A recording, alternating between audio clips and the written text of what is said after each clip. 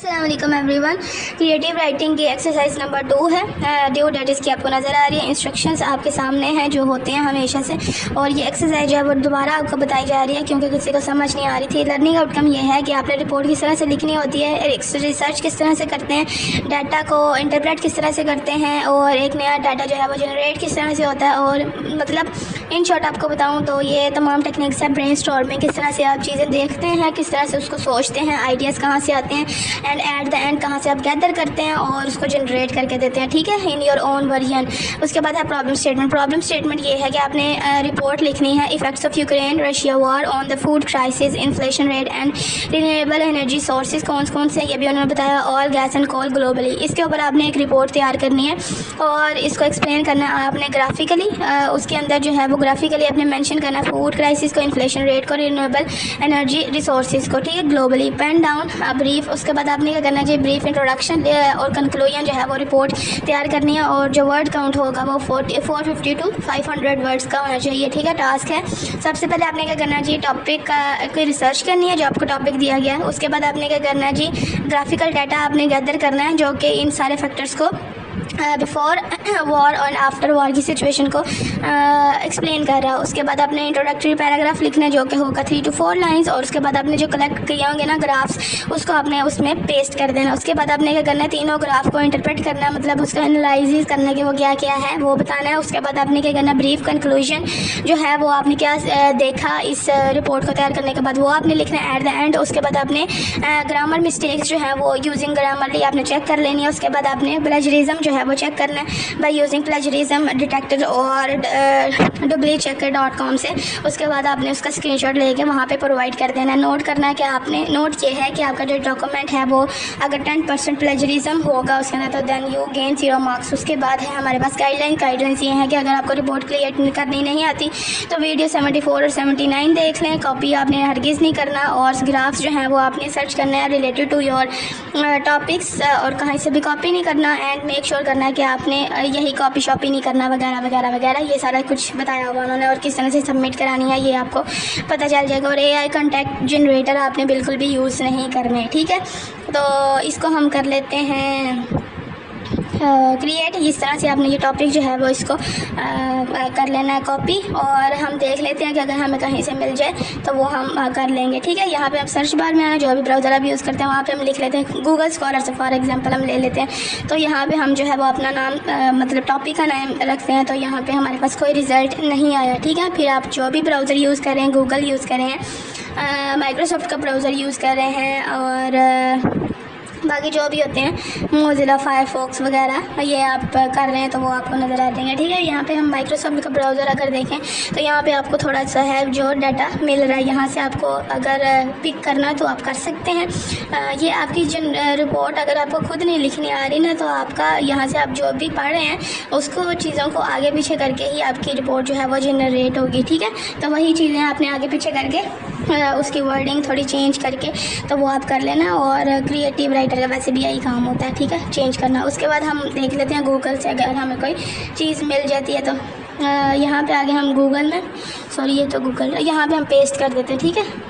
और यहाँ पे आपको इन्फ्लुएंस ऑफ रशिया यूक्रेन वार, ये जो साइंस डायरेक्ट आपके सामने वेबसाइट नज़र आ रही है, यहाँ पे आप सर्च में कुछ भी लिखेंगे आपके सामने उस तरह से आ जाएगी, ठीक है चीज़ें। उसके बाद हम अपने पीछे जाते हैं और यहाँ से और कोई टॉपिक इम्पैक्ट ऑफ रशिया देखते हैं, तो यहाँ पे आपको ये नज़र आ रही है, ठीक है। ये ग्राफ्स आपको नज़र आ रही है, ये ग्राफ्स जो है वो अपने अपनी रिपोर्ट्स में ऐड कर सकते हैं, ठीक है, लेकिन पढ़ के ऐड करने हैं उस जगह पर जहाँ पर वो एडजस्ट होएंगे, ठीक है, वरना नहीं करना। ये आप मैंने जो है वो फाइल क्रिएट करके रखी है, तो ये आप देख लें। इस तरह से आपने फाइल क्रिएट करनी है। इंट्रोडक्टरी पैराग्राफ उन्होंने कहा था 3 to 4 लाइन्स का होगा, तो ये मैंने लिख लिया। The Russia Ukraine war has cast significant impact on globally dynamics affecting various sectors worldwide. This report delves into the repercussions of the conflict or critical aspects such as the food crisis, inflation rate, renewable energy resources, oil, gas and coal on a global scale. ये जो 3 factors आपके सामने नजर आ रहे हैं, food crisis, inflation rate and renewable energy resources, ये मैंने आपको हाईलाइट करके भी बता दिए, ठीक है, ताकि आपको जो है वो समझ आ जाए। इन तीनों फैक्टर्स को हमने डिस्कस करना था। ये 3 लाइन के आपको नज़र आ रहे हैं, ये ज़्यादा के भी हो सकते हैं, ठीक है। इफ़ेक्ट्स ऑन फूड क्राइसिस, ओहो की हम अगर बात करें कहाँ गया, ये है जी, ये तो ये इस चीज़ को आपने थोड़ा सा नोट डाउन करना है कि जो है वो उतनी चीज़ें प्रोवाइड करनी है जितनी उनको रिक्वायर है, इससे ज़्यादा आपने प्रोवाइड नहीं करनी है। अपनी एनर्जी उस काम के लिए बचाएं जिसके लिए आपको ज़रूरत है, ठीक है। ये सिर्फ आपकी प्रैक्टिस है और प्रैक्टिस करनी है आपने किस तरह से लिखना है। बाकी आप अपने लिए प्रैक्टिस ज़रूर करें अगर आप वाकई सीखना चाहते हैं और अगर आप वाकई बनना चाहते हैं। कुछ रिपोर्ट किस तरह से लिखती हैं ये आप यूट्यूब पे हज़ारों वीडियो किस तरह से रिपोर्ट लिखी जाती हैं, किस तरह से डाटा जो है वो गैदर किया जाता है, तो वो आपको अभी भी बता दिया। बाद में भी आप जो है वो अपनी रिसर्च करें, जितनी रिसर्च करेंगे उतना क्रिएटिव राइटर के लिए अच्छा होता है। इफ़ेक्ट्स ऑन फूड क्राइसिस की बात करें तो उसके अंदर है जितना Russia Ukraine war has disrupted agricultural supply chains and trade routes, contributing to a potential increase in food scarcity and prices. Graphs depicting changes in the food production, trade volumes and price indices before and after the conflicts and can reveal the extreme of these effects. अगर आपका इस तरह से report नहीं लिखनी आती तो जैसे आपको लिखनी आती है ना अपने वर्ड्स में, जैसे आप टूटी फूटी अंग्रेज़ी बोलते हैं वैसे ही लिख लें। इसमें कोई हर्ज नहीं, इसमें कोई शर्म की बात नहीं है। लेकिन आपको देखें, अगर आप कोई भी चीज़ अगर आप इंग्लिश बोलते हैं और अगर आपको दूसरे बंदे को अपनी वो वाली बात समझानी आती है तो समझिए आप एक अच्छे स्पीकर हैं, ठीक है, और अपने आप को कभी किसी से कम नहीं समझते। उसके बाद हमारे पास आ जाते हैं inflation rate.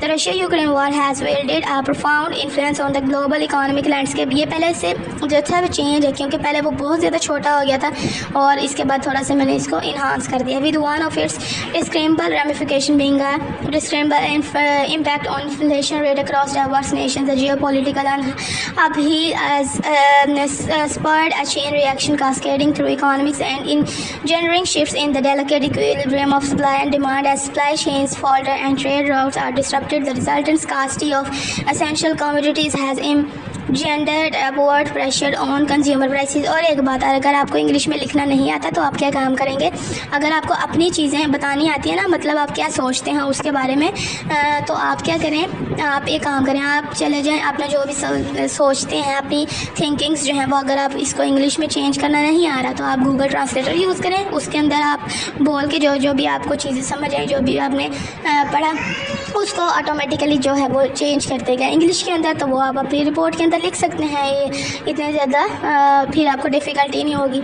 Countries that were once shielded from the throes of inflation now find themselves grappling with unwelcome ascents. This surge, categorized by notable upswing in price indices, is indicative of the deterioration of Russia-Ukraine conflict has introduced these inflationary ripples resonate far beyond the epicenter, infiltrating even stable economies and cascading an overarching veil of uncertainty।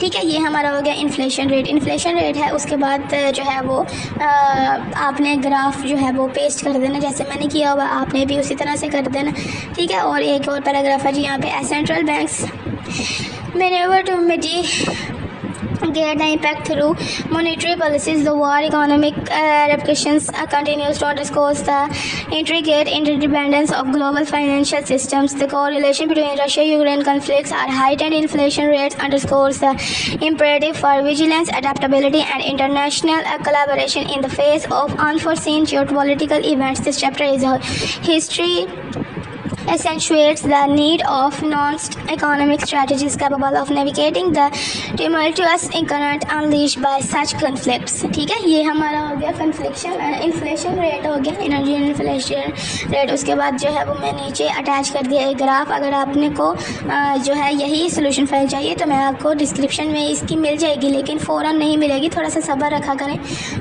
ठीक है। इतनी ज़्यादा मतलब ना किया करें, चल जितना भी है फिर चले कर दूँगी, ठीक है, क्योंकि टाइम थोड़ा रह गया तो आपको ज़रूरत होगी।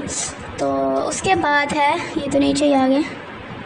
इसके बाद है हमारे पास थर्ड वाला फैक्टर है हमारे पास जो उन्होंने कहा हुआ था, वो हमने क्या बताना था, ये ग्राफ आपके सामने नज़र आ रहा है, वो था effects on renewable energy resources और गैस एंड कोल। उसके बाद है वो क्या है जी, global energy markets have experience in fluctuations due to the war, impact on the production and distribution of fossil fuels. Visual data showcasing shifts in oil, gas and coal prices, production levels and consumption pattern can provide insight into the war influence on renewable energy resources। और उसका जो जो है वो energy consumption in the United states वो आपके सामने नज़र आ रहा है, ठीक है। उसके बाद हमने एक ब्रीफ कंक्लूजन लिखना था, वो आपके सामने है। The Russia Ukraine war has reverberated across the world, triggering far-reaching consequences in areas such as the food prices, inflation rate, and energy resources. Through a comprehensive analysis of graphical data, it becomes evident that the conflict has led to disruption in supply chains, heightened inflation pressure, and altered energy market dynamics as global stakeholder continues to grapple with the ramification of the conflict. A nuanced understanding of its effect on vital sectors remain crucial. कहाँ गया? Remains crucial for informed decision making, ठीक है। ये हमारा हो गया conclusion.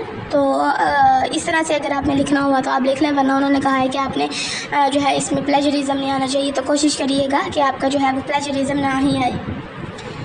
तो उसके बाद आपने पेस्ट करना है यहाँ पे स्क्रीनशॉट, और स्क्रीनशॉट आपने क्या करना है, सबसे पहले इसको लिख दें स्क्रीनशॉट। उसके बाद आपके पास था, इसको थोड़ा सा हम इलाज कर लेते हैं ताकि पता चल जाए ना कि ये है आपका स्क्रीनशॉट। और स्क्रीनशॉट आपने क्या पेस्ट करना था, तो प्लेजरिज्म का आपने स्क्रीनशॉट जो है वो पेस्ट करना था। तो आपके सामने दो जो थी वो उन्होंने रखी हुई थी प्लेजरिज्म चेकर, एक डुप्लीकेट चेकर था और एक कौन सा था, उसको आपने राइट क्लिक करके ओपन लिंक न्यू टैब के ऊपर जाएंगे। तो ये दोनों आपने ओपन, इन दोनों में से एक को ओपन करना है, ठीक है, वो आप कर लें। और ग्रामरली से आपने अपनी मिस्टेक्स जो हैं वो चेक करनी, तो वो आप कर लें। और उसके बाद आपने क्या करना है जी, आपने कॉपी करना है अपना सारा डाटा जो आपने अपनी फाइल के ऊपर क्रिएट किया होगा, उसको अपने सारा कंट्रोल ए करेंगे और उसको करेंगे कंट्रोल सी, वो हो जाएगा कॉपी। उसके बाद आपने ये जो भी प्लेजरिज्म चेकर जो है वो ओपन किया होगा, उसकी बार उसके अंदर बॉक्स के अंदर आपने कंट्रोल वी कर देना, वो हो जाएगा पेस्ट। वहाँ पे अगर आपकी कोई मिस्टेक होगी तो वो आप क्लियर कर लीजिएगा, और क्लियर करने के बाद आपने क्या करना है जी, उसको चेक प्लेजरिज्म के ऊपर क्लिक करना है, वो डिटेक्टिंग करेगा, और डिटेक्ट करने के बाद जो है वो आपके सामने रिज़ल्ट आपका ला के दे देगा, ठीक है।